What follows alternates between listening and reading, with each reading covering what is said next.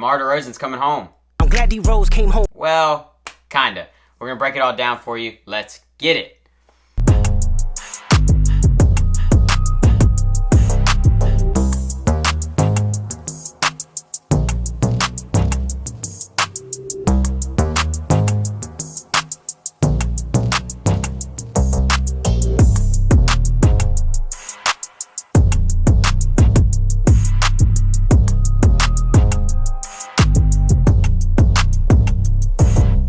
What's up, everybody, and welcome back to a brand new video. Today we're going to be breaking down the DeMar DeRozan trade, which happened last night. My initial reaction to this trade, great move by the Kings. I love it. Word from Woj, the Sacramento Kings are agreed on a sign-and trade that will land DeMar DeRozan on a 3-year deal, send Harrison Barnes to the San Antonio Spurs, and Chris Duarte 2 second-round picks and cash to the Chicago Bulls.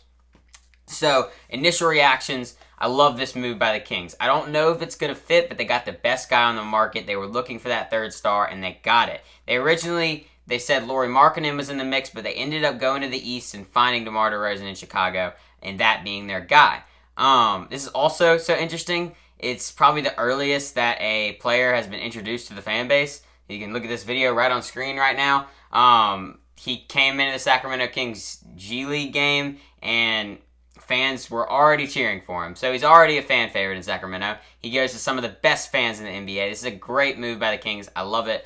And this just shows how stacked the West is going to be and how it's just going to keep getting better and better throughout the offseason. Big moves are still going to be happening because every single team that made the playoffs last year has a chance at falling out or a chance of jumping because they've all gotten better or they've all done things to improve their roster. So that's something that to look at, what teams are going to fall out of the playoffs next year because the West is so good.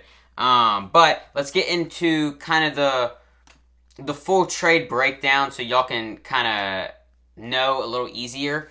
So the Kings received DeMar DeRozan, and the Bulls received Chris Duarte, 2 second-round picks and cash considerations, which is pretty much Jerry Reinsdorf, the owner, loves cash, so he's going to be able to use more cash in the future and get some back, especially with DeMar DeRozan having to pay him for that last year. And Spurs received Harrison Barnes. So, I really want to talk about the Kings, but I want to talk about the Bulls first. What is their next move? What is the next step in this rebuilding process, right? Because now you've gotten rid of DeMar DeRozan, and you've kind of gotten rid of this big three, DeMar DeRozan, Zach LaVine, and Nikola Vucevic, that you were trying to build around. Lonzo Ball's been hurt the last 2 years.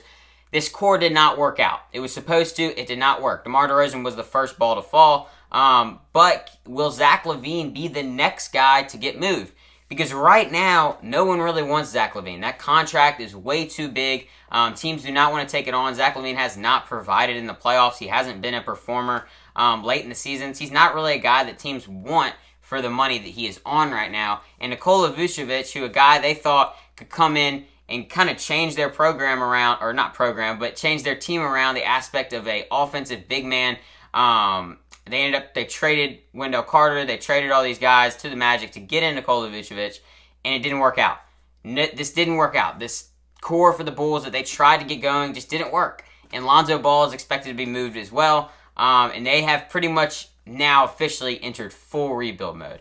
And I think the next move for them is trying to find a suitor for Zach LaVine, whether that's the Warriors have been linked to trades, the Spurs have been linked to trades, but no one really wants him right now. So that's going to be a problem they're going to have to look for in the future. And then Vucevic, I expect to be on the roster at the beginning of the season, but I think he'll be moved by the trade deadline. And then Lonzo Ball is a guy who I have no clue what is happening with him. I love Lonzo Ball, but because of his injuries, he's not a reliable player. But let's get into the crown jewel. The Kings, they got the main piece. They got the best out of everything here. They got DeMar DeRozan. They got their guy. And my question here, do the Kings need anything else? Do they need to build a little bit more to become contenders again? Because 2 years ago, you remember, they made the playoffs for the first time in, I believe, 21 years. And they played the Warriors in the first round, and they lost in 7. Obviously, Steph Curry had that amazing Game 7. But this was great for their fan base. This was great for everybody. The Kings were able to make the playoffs again. They took a step forward once again. They sent it to 7 with the Warriors, who were reigning champs at that point. So, I'm very impressed with the Kings there, but then a year later, you end up missing the playoffs and losing in the play-in to the Pelicans. So, the Kings do get better with this trade, but is there anything else that they need to do? Because from what I saw last year, this was not a contender. And when you add DeMar DeRozan, that doesn't immediately make you a championship contender. It makes you probably, there's a good chance that you're going to make the playoffs, but do they need anything else? Because they re-signed Malik Monk, which was a great re-sign by me. They added DeMar DeRozan. They added Jalen McDaniels in a trade, who is Jaden McDaniels' brother from Toronto. They both play exceptional defense. So I like that move. A little more depth in the roster. But they got rid of Sasha Vezenkov, who is a guy from Russia. I believe it's Russia. I'll have to fact check that. It'll be on the screen now. But, they got rid of that guy who was supposed to be a player who could come in and play for you immediately, could help you in the playoffs if you're going to make the playoffs, but he could not translate on the NBA level. They got rid of Harrison Barnes, which I'll talk about in a minute, to the Spurs, and they got rid of Davion Mitchell in that trade to get Jalen McDaniels, their young point guard off the bench that was able to provide a defensive spark. I really don't know if the Kings need anything else to contend, because right now you have so many scores and you play such a fast-paced offense that there's nothing else that I think you can really do. And if we really want to look at their updated roster and what the Kings are going to look like next year, it is, so it is De'Aaron Fox at the point guard, Kevin Huerter at the shooting guard most likely, DeMar DeRozan at the forward position with Keegan Murray and Domantas Sabonis. That's most likely their starting five. I do think Keon Ellis is most likely going to slot into that role for Kevin Huerter because of the defense that he brings, because they're going to need defense in this on this starting five. And I think Keon Ellis, who is actually playing in the G League right now, which is crazy how good he was last year, playing G League and playing Summer League. I do think Keon Ellis is going to slide in that starting role. But another guys they have off the bench, you're going to have Devin Carter, who is the rookie that they got in the draft, which was a great pickup. I believe it was at 13. Malik Monk is going to be off the bench, who should have won Sixth Man of the Year for me last year. Trey Lyles, who has been great the past couple of years. Alex Len, who they just re-signed on a one-year deal. Colby Jones, Jalen McDaniels, and Isaac Jones, some guys who probably won't play as much. Jalen McDaniels could slide in there in some playoff minutes if they need more defense. But that's what the Kings are going to look like next season, and I believe that they can become contenders like they did 2 years ago, and I don't know if there's another move that you can make. You've done everything that you need to do. You just got to let the cards play out, and you got to hope you don't get injuries. And I do want to talk about the Spurs just a little bit, getting in Harrison Barnes in this trade. And I want to talk about Harrison Barnes specifically. Harrison Barnes went from winning championships with the Warriors to just being traded around now in little trades, and he was great for the Kings in 2022, I believe. 2023.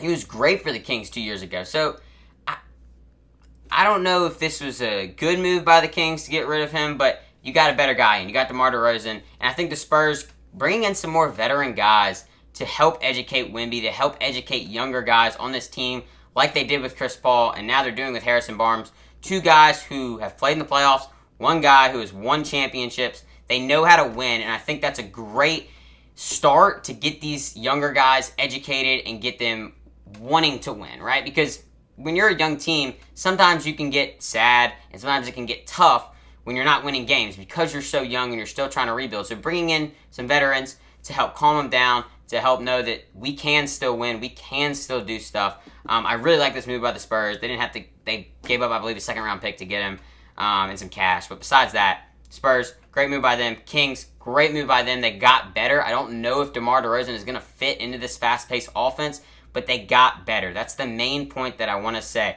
The Kings are a better team than they were 2 days ago. So that is exactly what you want to do, especially in this West, in this stacked West. So that's really all I've got to say about this trade. I don't hate it and I don't love it. For every single team, I love that the Bulls are going into rebuild mode. I'm interested to see how DeMar DeRozan plays out in Sacramento, and I like that the Spurs are adding some more veterans around their young guys. I don't hate or love, like I said, this trade, but I think it'll be interesting, and I'm excited to see DeMar DeRozan back in California and back in Sacramento with those fun fans. It's going to be really fun. So, yeah, so I appreciate y'all for watching. It was a good episode this week. Thank you so much for the love on the other episode. like I said in the other episode, I have a podcast with my buddy Charlie. If you want to go check that out, that link will be, it's in the description. It's also in the bio. So go check that out and let me know what y'all think. But besides that, I'm out. Peace out, guys.